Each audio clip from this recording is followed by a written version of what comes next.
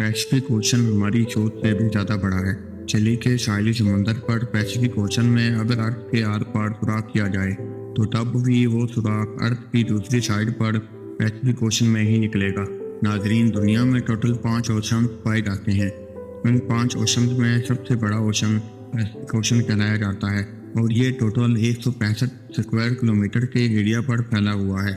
आपको ये बात जानकर हैरत होगी कि हमारी दुनिया का टोटल लैंड यानी टोटल कुछ हिस्सा ही 148 मिलियन स्क्वायर किलोमीटर पर फैला हुआ है, जिसका मतलब ये हुआ कि बाकी 4 ओशन हटाकर सिर्फ पैसिफिक ओशन की बात की जाए तो वो अकेला ही हमारी पूरी दुनिया के तमाम पहाड़ों, रेगिस्तानों, जंगलात और आइलैंड से भी काफ़ी ज़्यादा बड़ा है। इस पूरे ओशन में सिर्फ चंद आइलैंड हैं और वो भी इतने छोटे हैं कि वो इस आलिशान समंदर के मुकाबले में सिर्फ एक डॉट के बराबर दिखते हैं। और सोने पे सुहागा, ये वो आइलैंड हैं जिनमें से ज़्यादातर पर किसी ने आज तक कदम नहीं रखा। यानी कुल मिलाकर बात की जाए तो अगर कोई शख्स इस पैसिफिक ओशन में गुम हो जाए तो इसको ढूंढने का चांस लगभग ना होने के बराबर है। लेकिन आज आप एक ऐसे इंसान की रियल स्टोरी जानेंगे जो अपनी छोटी सी बोट पर इस पैसिफिक ओशन में गुम हो गया था, और वो भी सिर्फ 10 या 15 दिनों तक नहीं बल्कि पूरे 438 डेज तक। जी हाँ, इस शख्स ने एक्सीडेंटली एक ऐसा वर्ल्ड रिकॉर्ड बना लिया था जिसको शायद कोई चाहते हुए भी तोड़ना पसंद नहीं करेगा। समंदर में अकेले सबसे ज़्यादा वक्त गुजारने का ये वर्ल्ड रिकॉर्ड जो सल्वडिंगा नामी एक शख्स ने बनाया था, जिसने समंदर में पूरे 438 दिन गुजारे थे, और वो भी सिर्फ 7 फीट की छोटी सी बोट पर। लेकिन सवाल ये है कि आखिर 14 महीनों तक खौफनाक समंदर में ये अकेला जिंदा कैसे रहा। लेकिन इससे पहले हम ये जानेंगे कि ये समंदर में गया क्यों था। ये बात है 2012 की, जब मैक्सिको के एक छोटे गांव कोस्टा एजोल में जो सल्वडिंगा नामी ये शख्स रहा करता था और ये एक एक्सपर्ट मछेरा भी हुआ करता था। 7 नवंबर 2012 वाले दिन जोज अपने एक साथी के साथ फिशिंग के लिए अपनी छोटी सी बोट पर रवाना हुआ। इनका प्लान था कि वो समंदर में सिर्फ 36 घंटे गुजारेंगे। इसी वजह से इनकी छोटी सी बोट पर कुछ ज़्यादा सामान भी नहीं था। इस 7 फीट की छोटी सी बोट में सिर्फ एक इंजन और रेफ्रिजरेटर था जिसमें वो मछलियाँ स्टोर करते थे।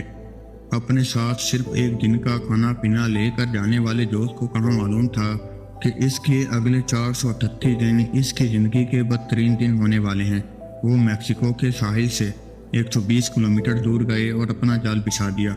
लेकिन इसी वक्त एक खौफनाक समुद्री तूफान वहां आ पहुंचा। अपनी जान बचाने के लिए वो मछली के जाल को वहीं छोड़कर वापस साहिल की तरफ उल्टे पांव भागे। पूरे 6 घंटे बोट को मुसलसल तेज रफ्तार भगाते भगाते सुबह के 7 बजे वो साहिल से अब सिर्फ 20 किलोमीटर दूर थे और इनको अपना गांव नजर भी आने लगा था। वो इस तूफान को तो काफ़ी पीछे छोड़ आए थे, लेकिन अब इनकी किस्मत काम करना छोड़ गई थी। साहिल से सिर्फ 20 किलोमीटर की दूरी पर इनकी बोट का इंजन खराब हो गया था। अब ना ही इनके पास चप्पू थे और ना ही बोट की डायरेक्शन कंट्रोल करने वाला सेल, लेकिन इनके पास एक रेडियो था जिसके जरिए इन्होंने अपनी लोकेशन अपने बॉस को भेज दी और इनके जवाब का वेट करने लगे। लेकिन इसके बाद जो हुआ वो हर मछेरे का घिनौना ख्वाब होता है। जी हाँ, अपने बॉस के जवाब का वेट करते करते इनके रेडियो की बैटरी भी जवाब दे गई और अब इन दोनों मछुआरों का बाहर की दुनिया से कांटेक्ट खत्म हो चुका था। जो सल्वडिंगा और इसका साथी अभी इसी शौक में थे कि अचानक वो हुआ जिसका बिल्कुल भी अंदाजा नहीं था। तेज हवाओं ने इनको वापस समंदर की तरफ धकेलना शुरू कर दिया और जो साहिल इनको नजर आ रहा था वो आहिस्ता आहिस्ता इनसे दूर होता चला गया। इनके बॉस ने एक सर्च पार्टी भी बनाई और इनको पैसिफिक ओशन में भी ढूंढा, लेकिन अब बहुत देर हो चुकी थी क्योंकि जैसे जैसे दिन गुजरते जा रहे थे जोज और इसके साथी का बचना काफ़ी मुश्किल समझा जा रहा था।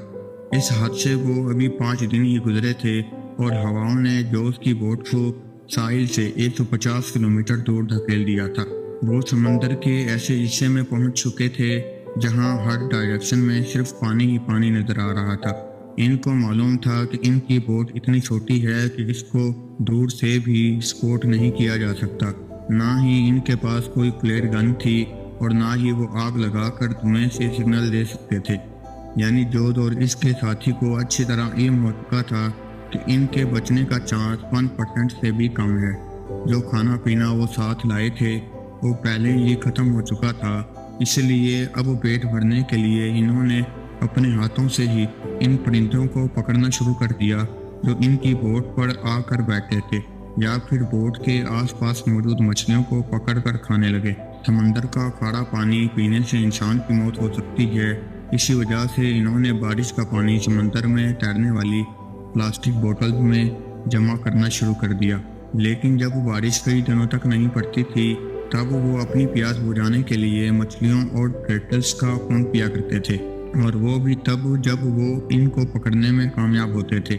दिन गुजरते गए और फिर महीने। ये दोनों मेंटल टॉर्चर से गुजर रहे थे, वो इमेजिन करना भी हमारे लिए मुश्किल है। आखिरकार जो सलवनिंगा का साथी ये टॉर्चर बर्दाश्त ना कर सका और 4 महीनों के बाद इसने सुसाइड कर लिया।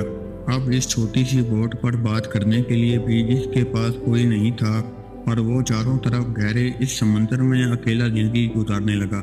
मैप में देखा जाए तो एक अंदाजे के मुताबिक अब जो पैसिफिक ओशन के इस हिस्से में मौजूद था और ये दुनिया का खामोश तरीन हिस्सा माना जाता है। हत्ता कि यहाँ से कार्गो शिप भी कभी कभार नहीं गुजरती हैं। मैक्सिको के साहिल को छोड़े 6 महीने से भी ज़्यादा हो चुका था और इस दौरान जोज ने अपने साथी को भी खो दिया था। इसी वजह से वो काफ़ी ज़्यादा फ्रस्ट्रेटेड भी हो चुका था। एक दिन जोज को दूर समंदर में एक कार्गो शिप गुजरती हुई दिखाई दी।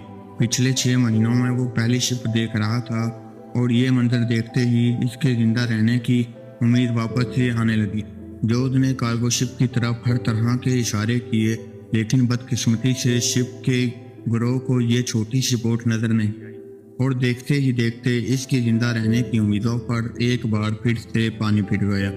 इमेजिन करें कि समंदर के बीचों बीच एक दिन मौत से लड़ने के बाद जब आखिरकार जान बचाने का आसरा मिले और वो भी इग्नोर करके चला जाए तो कैसा लगेगा।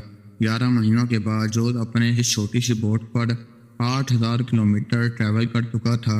इसके कपड़े भी फट चुके थे और इसके पास खुद को सनलाइट से बचाने के लिए सिर्फ एक अंडरवेस्ट बची थी। आखिरकार वो घड़ी आ ही गई जब किस्मत जोश पर मेहरबान हो गई। जनवरी 2014 को, यानी पूरे 14 महीने के बाद, जोज ने आसपास पानी में नारियल तैरते देखे। वो समझ गया था कि कोई आइलैंड करीब आ चुका है जहां लगे नारियल दरख्तों से टूटकर पानी में तैर रहे हैं। थोड़ी देर बाद इसको वाकई एक आइलैंड नजर आया। इसको डर था कि आइलैंड भी कहीं इससे मिस ना हो जाए, इसी वजह से वो पानी में कूद गया और स्विमिंग करके आइलैंड पर पहुंच गया। पिछले 14 महीनों में जोध ने पहली बार किसी ज़मीन पर कदम रखा था और जब वो आइलैंड पर पहुंचा तो उसको एक छोटा हाउस दिखाई दिया जिसमें वहां का लोकल मौजूद था। पिछले 438 डेज में जोश का पहली बार किसी और इंसान से कांटेक्ट हुआ था। ये आइलैंड मार्शल आइलैंड्स का एक छोटा रिमोट आइलैंड था जिसको एबोन एटोल कहा जाता है, और ये आइलैंड जो इसके स्टार्टिंग पॉइंट से 11,000 किलोमीटर दूर है। ये भी जोश की खुशकिस्मती थी कि वो समंदर में एक छोटे डॉट जितने आइलैंड के करीब पहुंच गया था, वरना अगर जोश से ये आइलैंड भी मिस हो जाता तो अगला स्टॉक इसका फिलीपींस में होता, जो इस आइलैंड से भी 5000 किलोमीटर मजीद दूर है। वहाँ से जोश को वापस अपने घर भेजा गया, जहाँ पहुँचते ही एक और मुसीबत ने इसको घेर लिया। जी हाँ, वापस पहुँचने पर जोश ने 438 डेज के नाम से एक बुक पब्लिश की, लेकिन जोश पर अपने साथी को मारने का इल्ज़ाम लगाकर इस पर केस कर दिया गया। वही साथी जिसने जोश के मुताबिक सुसाइड किया था। उम्मीद है आपको हमारी ये वीडियो पसंद आई होगी। अगर पसंद आई हो तो लाइक और सब्सक्राइब ज़रूर करिएगा। फिर मिलेंगे अगली वीडियो में, तब तक के लिए अल्लाह हाफिज़।